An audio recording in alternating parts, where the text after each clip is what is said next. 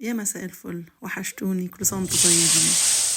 تعالوا مع بعض نسمع الصوت ده الأول، وبعد كده نتكلم في حاجات كتير أوي.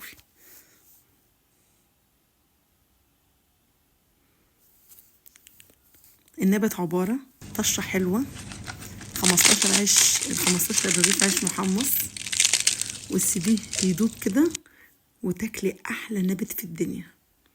وما تقوليش أنا بعمل النبات بشوربة بيضة أو شوربة فاتحة، كانتش تبقى بينك زي كده والطشة بتاعتها محمصة. انسي ان انتي تاكلي شوية نبات حلوين.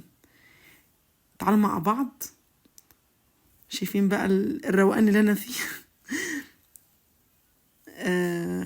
قبل ما نبدأ الفيديو، معاكم هنا سمير، ودي قناتي. ما تنسوش تعملوا لي لايك واشتراك وتفعلوا زر الجرس، ونبدأ الوصفة بس بعد ما اكل شوية من الطبق ده.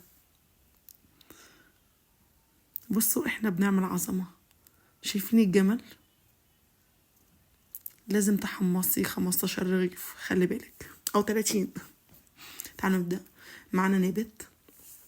النبت ده احنا بنجيب نبت اسمه نبت امريكاني او النبت مستورد، وهنبتدي ننقعه لمدة 24 ساعة، وبعد كده نصفيه ونركنه لمدة يومين في حاجة محكمة الغلق لغاية ما تطلع التنبيتة بتاعته دي. لازم ينبت التنبيتة دي، واول ما تطلع النبتاية كده حلوة نبتدي بقى ايه نشتغل فيها.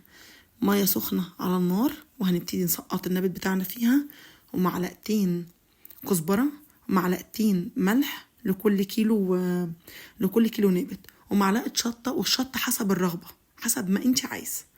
ومن نص كيلو لكيلو الا ربع طماطم اللي هي متخزنة، احنا مخزنينها مع بعض في القناة، او اللي هي العادية الفريش.